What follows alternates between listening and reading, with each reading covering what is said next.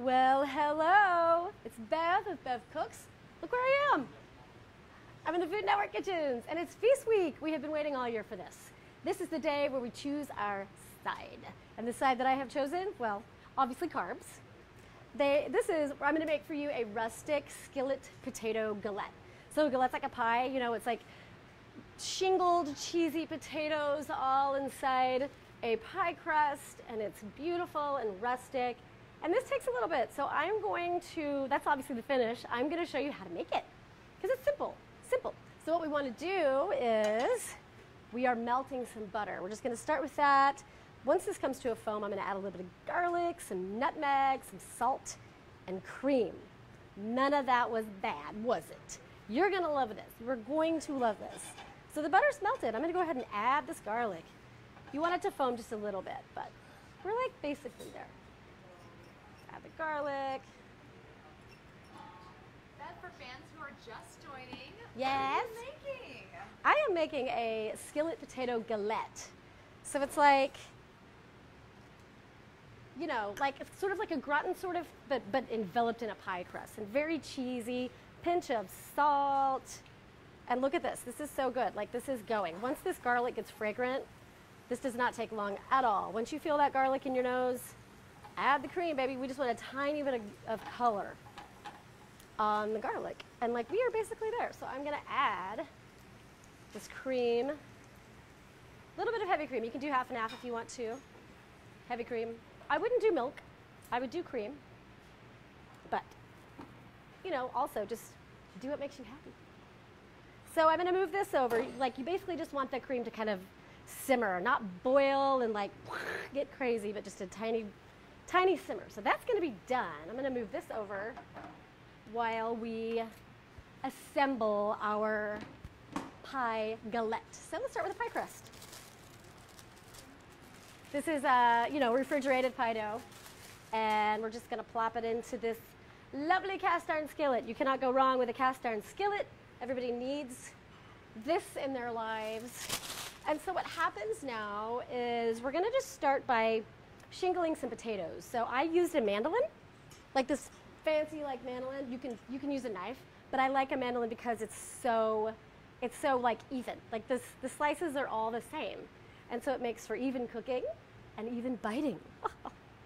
So four Yukon potatoes in all, and we're just going to sort of shingle them, layer them over one another. And because this can kind of take a while, I have one that's done, that's halfway done, actually. And I'm going to show you what we're going to do. Deb is watching. Hi, Deb. She's wondering if you can make this ahead of time. You totally could. I wouldn't, freeze it, but I would make it, get the egg wash, or you could even say, you don't even have to do the egg wash yet. Arrange it, crimp it all, stick it away right before you bake. Brush it with an egg wash, something super simple. So this is halfway done. At this point, I'm going to salt my potatoes because, potatoes always need a little help. So just a little pinch of salt in that layer. And then let's do half the cheese. Now this is an aged white cheddar, which I'm obsessed with. You could also use a Gruyere, anything to fancy it up, whatever you want to do, So use about half of this, and then we're going to finish out with the other half of these potatoes. Now you might be thinking oh, this is going to look like a disaster, but the trick is, as you layer, it doesn't have to look perfect. This is rustic. This is all about homey food, cozy, homey food. And once you get it all arranged, you can go back in and tuck pieces of potato slices where it feels a little bit empty or bare. So, yeah. Speaking of being cozy, yes. What's your favorite way to stay cozy during the holidays? You mean besides rosé and a fire? The end. Movies. I mean, we have a fireplace, and so it's we burn a fire every year when the fire the chimney people come to inspect they're like, you really need to have us check this twice a year because you guys burn fires all the time. And I love it. It's so cozy and homey. Yeah, especially when it's snowing. So I'm just going to keep like layering if anybody has any questions. And you can tuck, like I was saying, like go back and tuck it in, get it all pretty, make a lot of racket with your watch, you know. How else would you use a cast iron skillet in cooking? Any other favorite ways? Well, I mean, cast iron is like amazing. It's an amazing conductor of heat. So, like chicken thighs with like skin on, like a good sear. I mean, really a lot. You can do a lot. I'm trying to think like off the top of my head, like besides all the things, you know. Karen just joined and she's wondering what you're making. So this is a skillet potato galette. And a galette's like a sort of a pie crust type of thing. There are potato galettes that don't even use a pie crust. And it's just sort of, like if it was in a casserole dish, it might be more like a gratin, you know. And I'm just sort of like shingling these potatoes, filling in. Yeah. Could you use sweet potatoes for this at all? You know what? That's a really good idea. Yeah, you could. Add a little bit of brown sugar. And I know that these are fighting words, but I wouldn't add marshmallow. Like, I'm not a marshmallow. Are you a marshmallowy person? What do you guys think about marshmallow? You know what? I'm not going to use the rest of these potatoes because this is pretty high. So anywhere between like 3 to 4 medium-sized Klondike. Not Klondike. These are Yukons, actually. You just want something kind of pretty. I mean, you can tuck some potatoes. However you want to do it. Maybe you make it like a little flour, you know, whatever. So what I'm going to do is I am going to salt the last of these potatoes. And then we have our reserved cream sauce.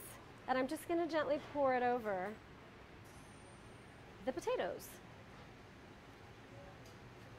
Then we finish it off with the cheese. And we're about to make the magic with the galette. Like all of the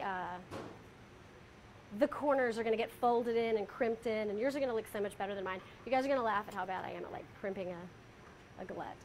But this is all about like feeling cozy and rustic and at home, and like you just do you. Tina's watching and she's wondering your favorite Thanksgiving side. Well, good question. I love, now this is going to be kind of funny because I grew up in the South, and I feel like back then we called it dressing, and up north it's called stuffing. So, I mean, I know that it's like, you know, based on what you call it, and you know, maybe you don't say dressing or stuffing, I don't know. But I really do love a good savory stuffing, dressing, whatever, both, all of it. And so see how I did that? I actually crimped those pretty well. Ah! Everybody come look.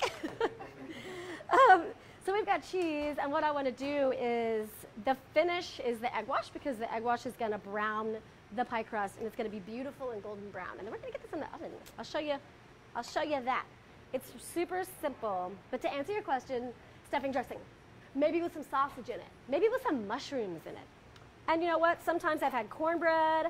Sometimes I like just a good crusty bread that's, you know, that you cube up like Italian or French, that, you know, whatever makes it rustic. And I don't know, I'm all about the cozy food, you know what I mean?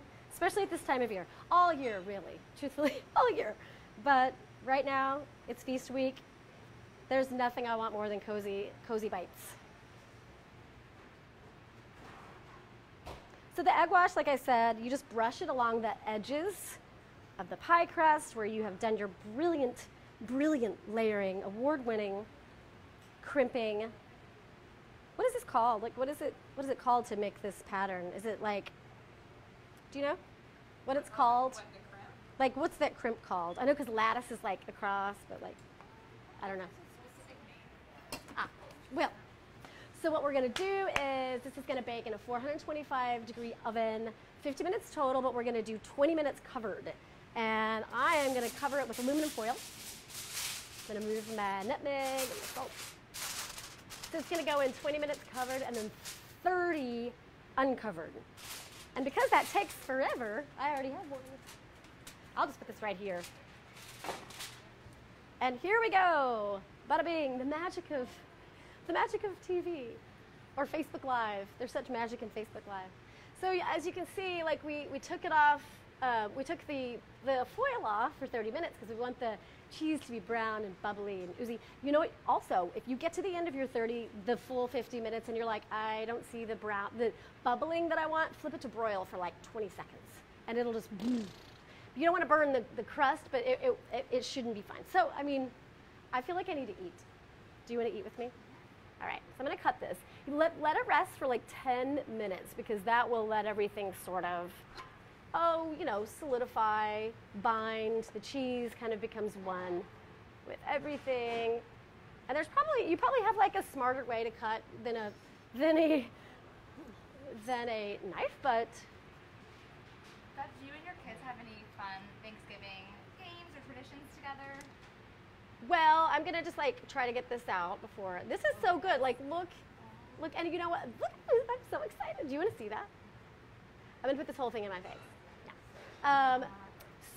When I was growing up, our family tradition was to watch By the Light of the Silvery Moon, and I've talked about this on the internet way too much. I'm sure everyone's sick of me talking about this, but it's Doris Day and Gordon McRae, 1953. You cannot get any better. Like, it's such a good era of family movies and like glamour, and like the way they dressed, and it's theater and they sing and there's all this drama and it's wonderful. So we watched that. We used to watch that growing up. But now I will do the same, add a Bloody Mary. And the kids will just play games. Like, it'll be nice this year, so we'll have some puzzles and some outdoor games. I'm going to taste this for you because I'm dying. So that's perfect. That's perfect. The nutmeg isn't overpowering. It just adds this like slightly like cozy Thanksgiving-esque, The cheese is unbelievable. It's not overly creamy, but the cream gets in between. Somehow, it gets down into all the potatoes, and it's divine. It's divine. So I just feel like this is such a glamorous sort of take on potatoes for your Thanksgiving day, and it's a side dish, but it's also kind of stunning. Oh, and you know what? You can garnish it. Rosemary. I forgot about that. So like when you take it out to your table, do it up. Like kind of spread it around, maybe like a little bit on my own serving. And it's so pretty like that, And especially if you have a garden, Any questions about this? Anybody? I'm going to eat. Looks amazing. Thank you. Thank you. I hope you enjoy it. It's the side that I chose, and I'm not looking back. Happy Feast Week, everybody. Thanks so much. Bye.